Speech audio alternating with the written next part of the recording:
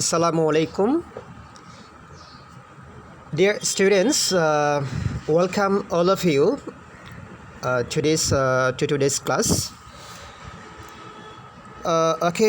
Dear first year examinees, welcome to everybody to today's class, and today's class is on a poem. Okay, a poem on the poem of the Lake Isle of Innisfree. Okay, which is actually you get in unit 12 lesson 1. Okay, the Lake Isle of Innisfree by W. Yeats. Okay, so actually a few days ago I gave you a piece of very short format suggestion, and in that short format suggestion actually I instructed all of you to just to follow two formats of questions, or just to take preparation from two sources of your textbook. The first one is passage, the second one is poem. Okay, so this is the first poem. This is the first poem of your for your final evaluation test. Okay, যেটাকে আমরা বলতেছি মূল্যায়ন পরীক্ষা। তোমার যে মূল্যায়ন পরীক্ষা, সেই মূল্যায়ন পরীক্ষার প্রথম পোয়েম হচ্ছে যে দ্য লেক আইল অফ ইন্নিসফ্রি, কারণ ইউনিট 11-এ কোনো পোয়েম নেই। ঠিক আছে, ইউনিট 12-এর মধ্যে তোমরা দুটার মতো পোয়েম পাবে, দেন ইউনিট 14-এ আছে দুটা, মোট 4টা। এই 4টা পোয়েম থেকে তোমরা পোয়েমের অ্যান্সারগুলো পেয়ে যাবে। ঠিক আছে, তো আমি দ্য লেক আইল অফ ইন্নিসফ্রি এই কবিতাটা কিন্তু তোমাদেরকে ক্লাসে পড়িয়েছি। এটার উপর আমি হ্যান্ড নোট দিয়েছি। তো হ্যান্ড নোটের উপরও তোমরা তোমাদের যে পড়াশোনা আমি মনে করি সেটা তোমরা করেছো। তো আজকে তোমাদের প্রিপারেশনটাকে আবার একটু প্রিভিউ করার জন্য, আরও বেশি তোমাদের প্রিপারেশনটাকে শানিত করার জন্য আমি আজকে এই পোয়েমটা একটু প্রিভিউ করব। ঠিক আছে, তো আমি একটু শুরু করব। যেহেতু আজকে একটু ভিন্ন ফরম্যাটে ক্লাসটা হচ্ছে, আমি তোমাদেরকে দেখতেছি না, তোমরাও আমাকে দেখবে না ভিডিওতে, শুধু কথাগুলো শুনবে এবং স্ক্রিনে আমার এই টেক্সটটা তোমরা দেখবে। ঠিক আছে, সো স্টার্ট অন। সো এই কবিতাটা 3টা ফরম্যাটে আছে, স্টেঞ্জা, 3টা প্যারা আছে। প্রত্যেকটা প্যারাতে 4টা করে আমরা সেন্টেন্স বা লাইন দেখব। 12 লাইন্সের একটা পোয়েম এটা। তো ডাব্লিউ বিটস কিন্তু এখানে যে একেবারে যে eternal peace, in favour of peace, শান্তির সপক্ষে তিনি এই কবিতাটা লিখেছিলেন, যে প্রকৃত নিখাত শান্তিটা কোথায় পাওয়া যেতে পারে। তো সেক্ষেত্রে তার যে মূল ভিউ পয়েন্ট হচ্ছে কি, ব্যাক টু দ্য নেচার, হ্যাঁ, প্রকৃতির কাছে ফিরে যাওয়া। আমরা মানুষ প্রাকৃতিক প্রাণী, সো আমাদেরকে যদি নিখাত শান্তি যদি আমরা পেতে চাই, আমাদেরকে প্রকৃতির কাছে ফিরে যেতে হবে। এটা হচ্ছে মূল জিস্ট, মূল যে থিম যেটা আমরা বলি। তো আমরা একটু শুরু করি তাহলে।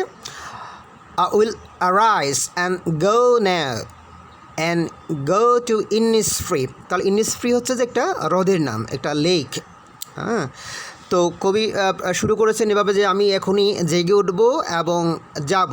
কোথায় যাব? আমি ওই যে Innisfree যে লেক, হ্রদ, সেখানে আমি যাব। অ্যান্ড স্মল ক্যাবিন বিল্ড দেয়ার। তো সেখানে যাওয়ার পরে সে কী হবে, যে কবির থাকার জন্য। আমি একটু প্রথমে বলে রাখি, এটা হচ্ছে first person narrative poem. First person narrative poem হচ্ছে যে আমার যে কবি নিজে এখানে কথা বলবে, এখানে আই বলতে যে পোয়েট হিমসেলফ। ওকে, এইরকম যে আমার যেখানে ফার্স্ট পারসন আই যেখানে থাকবে সেটা হচ্ছে যে, এবং কবি যেখানে আই নিজেই, সেটা হচ্ছে আমার first person narrative poem. So কবি নিজের জন্য এখানে একটা ছোটো ঘর, হ্যাঁ, যেমন ক্যাবিন হচ্ছে তোমার এখানে ছোটো ঘর বিল্ড দিয়ে সেখানে সে তৈরি করবে। কী দিয়ে? অফ ক্লে অ্যান্ড ওয়েটেলস মেড, যে কাদা, ক্লে হতো কাদা মাটি, অ্যান্ড ওয়েটেলস হতো বাঁশের কঞ্চি বা বেতের কঞ্চি। ঠিক আছে, দেখো এই দুটো উপাদানও কিন্তু প্রাকৃতিক উপাদান, যে তিনি সেখানে কিন্তু টাইলস নির্মিত, তোমার যে একেবারে ল্যাটেস্ট কোনো এলিমেন্টস দিয়ে, কোনো কনক্রিট ইট পাথরের টাইলস দিয়ে কোনো ঘর বানাবেন না। তার ঘরটা হবে কিসের? কাদামাটি এবং বাঁশের কঞ্চি দিয়ে। হ্যাঁ, সো মানে দেওয়ালটা হবে ক্লে, মাটি, আর উপরে হবে ছাদটা হবে wattles made. Okay, 9 bean rows will I have there. তো সেখানে কবির একটা বাগান থাকবে, যে বাগানটা হচ্ছে যে বিন রোজ, মানে পৃথিবীর আদি একটা উদ্ভিদ হচ্ছে যে শিম গাছ, পৃথিবীর আদি উদ্ভিদ। তো এরকম 9টা তিনি বিন গাছের সারি দিয়ে একটা বাগান তৈরি করবেন তার খাদ্যের জন্য, প্রাকৃতিক পরিবেশ বিনির্মাণের জন্য। এ হাইভ ফর দ্য হানিবি, এবং একটা যে মৌচাক, একটা মৌচাক থাকবে সেখানে, এই হাইভ একটা মৌচাক, এবং সে ওই মৌচাকে থাকবে কারা? ফর দ্য হানিবি, যে মধুযুক্ত মৌমাছি। দেখো এখানে শুধুমাত্র বি বললে ভুল হবে, এটা হচ্ছে হানিবি, অর্থাৎ পুরুষ মৌমাছি কিন্তু গুঞ্জন করে না, গুঞ্জন করে কিন্তু যে হানিবি, অথবা আমরা যদি বলি যে ফিমেল বি যেটা, হ্যাঁ। তো এই জন্য তার মৌচাকে শুধুমাত্র হানিবি থাকবে, যাতে একটা মৌমাছির গুঞ্জন থাকে সেখানে, প্রাকৃতিক যেটা sound. Okay, and leave alone in the bee loud glade. Okay, bee loud glade এটা ফ্রেজ কিন্তু। তো এখানে WH কিন্তু বি লাউড গ্লেড বলতে বোঝাচ্ছেন যে গহীন অরণ্যে যে একটা ফাঁকা জায়গা যেখানে মৌমাছি গুঞ্জন করে, এরকম একটা জায়গা, সেই জায়গাটাকে তার বাসায় উনি বলেছেন যে এখানে বি লাউড গ্লেড। তাহলে এইরকম একটা নির্জন গভীর জায়গা যেখানে কবি শুধু একা, আর কোনো ধরনের কোনো মানে খ্যাওয়াস, কোনো ধরনের গুঞ্জন, কোনো ধরনের মানুষের কোনো সেখানে কোনো বিচরণ নাই, এরকম একটা নির্জন জায়গায় কবি নিজেই একাকী বসবাস করবে তার কাঙ্ক্ষিত যে সুখ শান্তি অথবা যেটা পিচ বলা হচ্ছে সেই ন্যাচারাল পিচ পাওয়ার জন্য। অ্যান্ড তাহলে এই প্রথম প্যারাটা আমি একটু শেষ করলাম, আমি একটু সেকেন্ড স্টেঞ্জে একটু চলে যাব। তাহলে এখন কিন্তু তার একটা সেট আপ আমরা পেয়ে গেলাম তার পিস পাওয়ার জন্য। এখন কবি তার কাঙ্ক্ষিত সুখের যে অন্বেষায় ওখানে গিয়েছিল সেই শান্তিটা তিনি কীভাবে পান তা দেখার জন্য আমাদের একটু সেকেন্ড প্যারায় আসতে হবে। And I shall have some peace there, যে সেখানে আমার কি থাকবে, যে আমার কাঙ্ক্ষিত যে সুখ সেই সুখটা আমি এখানে পাবো। ফর পিস, ফর বলতে এখানে যেহেতু, তাহলে সে কীভাবে সুখটা সে পাবে? Peace comes dropping slow, dropping slow মানে ধীরে ধীরে আস্তে আস্তে, হ্যাঁ, এখানে মানে শান্তি প্রবাহিত হয়, এখানে ধীরে ধীরে আস্তে আস্তে শান্তি নেমে আসে। ওকে, আমি আবার একটু রিপিট করি এই সেন্টেন্সটা। And I shall have some peace there, যে এখানে বোধহয় আমি আমার কাঙ্ক্ষিত সুখটা পাবো। For peace comes dropping slow, কারণ যে এখানে শান্তি নামে, কারণ এখানে ধীরে ধীরে ফোটায় ফোটায় এখানে শান্তি প্রবাহিত হয়, শান্তি নেমে আসে। ওকে, ড্রপিং এখানে শান্তি নেমে আসে from the veils of the morning. Veils, veils হতে আমরা জানি যে চাদর, অথবা যে মেয়েরা যে মুখে কাপড় দেয় এটাকে আমরা বলি যে বেলস, কিন্তু এখানে বেলস ওয়ার্ডটা সম্পূর্ণ ভিন্ন মিনিং। বেলস অফ দ্য মর্নিংয়ের অর্থটা হচ্ছে যে ভোরের চাদর। ভোরের চাদর বলতে আসলে কবি বোঝাতে চেয়েছেন যে সূর্য ওঠার আগে যে একটা ভোর বলি আমরা, উষা, এই সময় যে একটা প্রাকৃতিক অবস্থা সেটাকে তিনি বোঝাতে চেয়েছেন যে veils of the morning.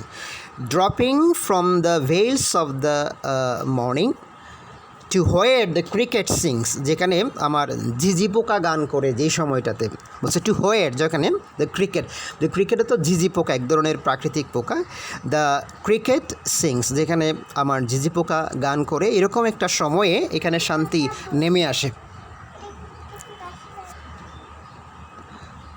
There midnight's all a গ্লিমার, তাহলে এখানে আমরা একটু এবার দেখব যে সেট আপটা দেখবো, যে এখানে গ্লিমারটা হচ্ছে কেমন, এখানে মিড নাইটটা হচ্ছে যে গ্লিমার।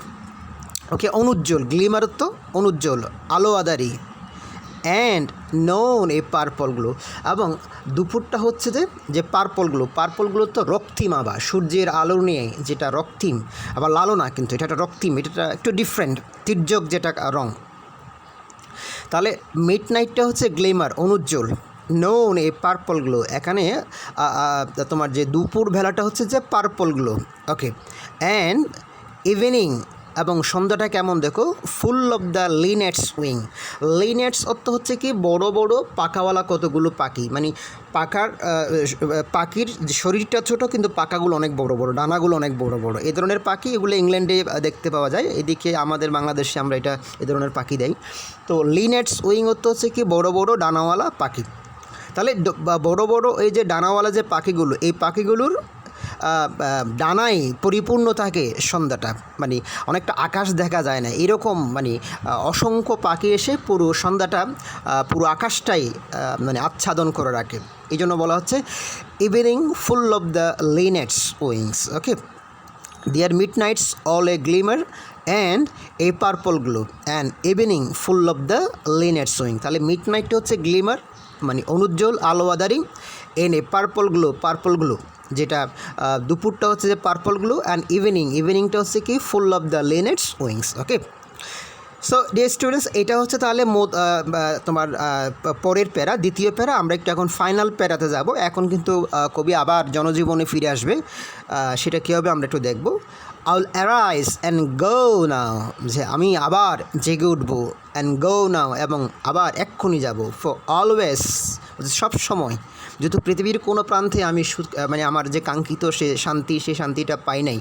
For always night and day, যে রাতে এবং দিনে এবং রাতে সবসময় আমি ওখানেই যেতে চাই, কারণ এখানেই আমি এই যে লেক আইল অফ ইনস্প্রিতেই আমি আমার কাঙ্ক্ষিত শান্তি পেয়েছি, কোথাও সে শান্তিটা আমি পাই নাই। আই হিয়ার, আমি সবসময় শুনে থাকি লেক ওয়েটার ল্যাপিং অর্থ হচ্ছে যে কোনো হ্রদের পানি যখন কুলে যখন আষ্টে পড়ে তখন একটা মৃদু শব্দ হয়, এটাকে বলে lapping with low sounds by the shore. এই যে পরে এটা আছে, I hear lake water lapping with low sounds by the shore, যে আমার এই যে লেক আইল অফ ইনস্প্রির পানি যখন তার তীরে গিয়ে যখন এটা আষ্টে পড়ে তখন যে একটা মৃদু শব্দ হয়, এটাকেই বলা হচ্ছে, বলছে এই সাউন্ডটা আমি শুনি, সেখানেও কিন্তু শান্তি আমি অনুভব করি। হোয়াইল, যখন I stand on the roadway, যখন আমি আবার রাস্তায় এসে দাঁড়াই, দ্যাট মিনস একটু যখন ব্যাক করতেছে, এখন ব্যাক করার পালা কবির। অর অন দ্য প্যাভমেন্টস গ্রে, অথবা ধূলিধূসর ফুটপাতে যখন আমি দাঁড়াই। ওকে, প্যাভমেন্টস গ্রে অর্থ হচ্ছে কি ধূলিধূসর যে ফুটপাত, রাস্তায় যে হাঁটার যে পথটা। আই হিয়ার ইট, তারপর আমি শুনে থাকি। ইট অর্থ হচ্ছে কি ওই যে আমার যে lake isle of Innisfree. In the deep heart's core, যে আমি আমার হৃদয়ের অন্তঃস্থলে যা শুনতে পাই সেটা হচ্ছে কি আমার ওই যে linnets wings, cricket sings, dropping peace slow, dropping from the veils of the morning.